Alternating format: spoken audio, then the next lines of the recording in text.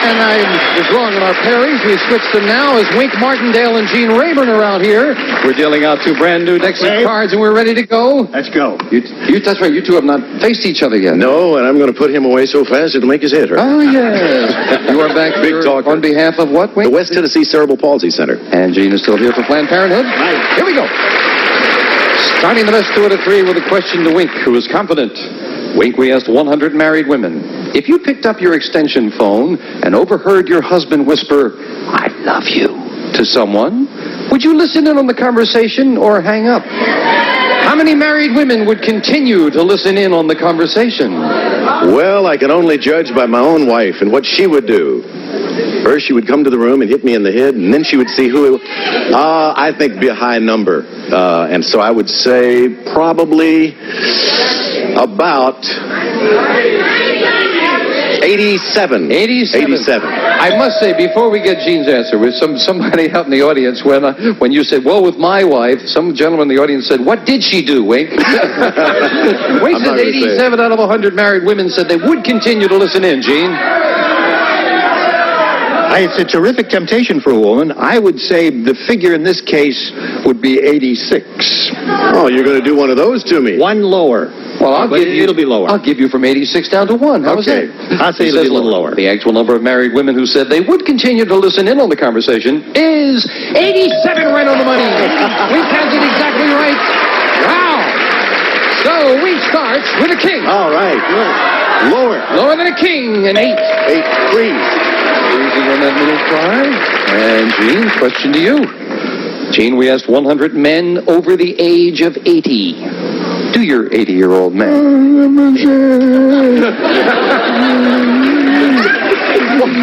Only missed his 80s by 3. 100 men over the age of 80. When you were a young man, was it a thrill just to be able to see a woman's ankle? How many 80-year-old men said, "It was a thrill just to see some ankle"? You show me an ankle. How many men said it was a thrill just to see an ankle over 80? I would say that would be a high figure. It would be 90. 90 out of 100. So yeah, back in their day, that was a thrill. I got to say it would be because of the fact that I think if that man over 80 was sitting with his wife, I don't think he would want to admit it. And Who I think said he was sitting on? Well, he might have been. You want to fight? Yeah. No, I think it would be a lower number. You say low? Yeah. The actual number of 80-year-old men who said it was a thrill just to see some ankle is 70. It is All low. right. Pretty high number. At least I've answered the question. Gene has it. Wink, you got an 8. Okay, can I change that You card? can indeed. Yeah, I'd like to change that card. And that's the middle card you don't want. And All right. And with a 10, we go lower. lower than a 10. A 4. And with a 4, we go higher. Fifty and higher. A 6. 6, I'm going to freeze. And Wink is getting a handle on this game. He's not taking any chances. Wink, we asked 100 married women. Do you ever feel that your husband treats you more like a mother than a wife? How many married women said, yeah, their husband does treat them more like a mother? Than a wife. Boy, that's a tough one, because that could go either way. I think for no particular reason, I just, again, judging on past experience in my own life, I would say that would be a number of about 52. 52. 52. 52 out of 100. What do you think, Gene? 52 women said their That husband... their husband treats them more like a mother than a wife. Husband treated more like a mother.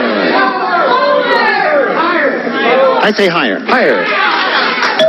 Well, agreement from the audience there. The actual number of married women who said their husband does treat them more like a mother is 13. That's all. It's not higher.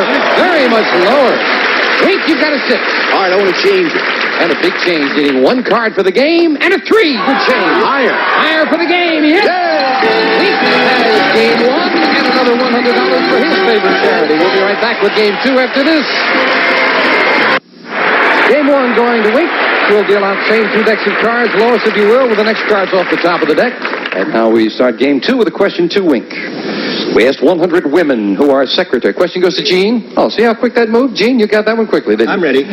Gene, we asked 100 women. Okay, back to Wink? No. Gene, we asked 100 women who are secretaries, Gene. Have you ever had a romantic dream about your boss? How How many secretaries said, yeah, they've had a romantic dream about their boss? Well, I think that would be a rather high figure. We all tend to daydream and fantasize. And if she's working for a good-looking guy, she would have that fantasy. If he's a monster, she might still dream about him and, dream that she's putting him away to sleep forever. So I would say it would be like 70. 70 out of 100. Yeah. I said, yeah, they've had a romantic dream about their boss. What do you think, audience? I need help on this one. I don't know. I think it gets down to the fact that would a secretary admit that she had a romantic dream about her boss? Well, of course, now the poll is confidential. You realize Yeah. that. All our polls are That's confidential. right. That's right. However, that helps you, I don't know. He said, what, 70? He said 70. Yeah. I got to say that I think it would be a lower figure than that. Lower than that. Yeah. I don't think it would be that high. I don't know. I know that 2 of our secretaries did confide to me that they did have a romantic dream about our producer, Jonathan Goodson. Unfortunately, they laughed. 70 for Gene, lower for Wink. The actual number of secretaries who've had a romantic dream about their boss is 20. Very much lower. 20. Wink, Wow. you got it. That's hard to believe it'd be that Starts low. off this game with All right, we got a 3. We're going to go higher. higher than a 3, a 5. 5, we're going to go higher. Risking it higher, a 10. Yeah, we're going to go... I'm going to freeze. And we move over the freeze bar. Wink needs 2 cards for a crack at the money for his charity. Wink, we found 100 men who have just become a father, and we asked them, were you in the delivery room when your baby was born? How many new fathers were in the delivery room? Well, I tell you, I think that's going to be a high number because I think in this day and age we're living in, I think more and more fathers want to be more involved in the birth of their children. And I know my son-in-law just was involved, cut the cord, as a matter of fact. And if he'll do it, a lot of men will do it. And so I think it's going to be a high number, and I think that number would probably be somewhere in the vicinity of... Can I give you a vicinity number? How about 76? 76. 76. And we'll pin you down to that vicinity number. 76, we're in there. What are you going to do with that one, Chief? Well, I would say it would have to be a lower figure. Much lower. You say low. Yep. I wouldn't do it. 76 and lower. The actual number of new fathers who were in the delivery room when their baby was born is 64. It is lower. It is more than half, but Gene has it lower. Gene gets a first look at his cards. A jack. All right, let's go lower. Playing the jack lower. A 2. Aha, let's go higher. Higher than a 2, a 3. Aha, let's go higher. Higher than a 3, a 4. Oh, let's go higher. Trying to go all the way and tie it up. No. And another 2 comes up. Oh. I've been there, son. I know how you feel. Wink, you are still in it, and you got a free chance with a 10. You cannot change it. You didn't win the question. I can't change it. You must play it. Okay, we'll go lower. Lower than a 10, a 5. Higher. And now for the win. No. Wink couldn't do it either. Lois has a lot of cards to fill in, and we'll be right back right after this. Chatting away here with Wink and Gene. And we both love wines. You like good wines? Yeah.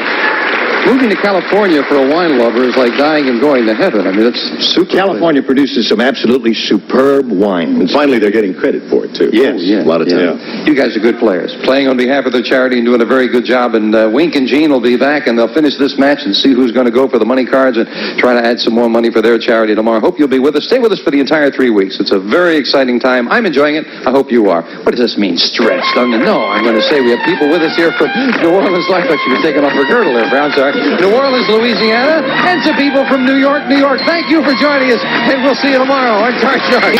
Some members of the studio audience will receive Pups and the Frisbee and Funny Face. Great tasting, delicious fruit flavors that kids love. Easy pour pouch makes 2 quarts. Convenient size can with measuring scoop and flavored seal lid makes 8 quarts.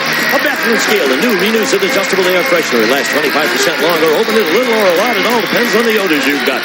Kentucky Fried Chicken gift certificate checks and an insulated thermal bag to keep things fresh. Kentucky Fried Chicken, we do chicken right. A calculator and enhanced instant hair conditioner. Because overworking your hair drains it of its natural moisturizers. Enhance puts moisturizers back. Enhance moisturizes overworked hair. A cookbook and Niagara is America's #1 spray starch.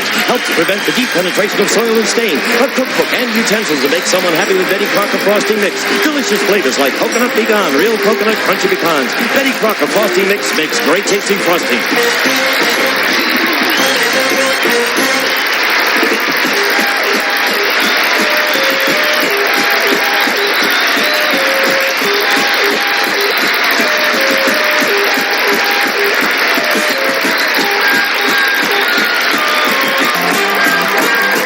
This is Gene Wood speaking for Card Sharks. A Mark Goodson, Bill Todman production.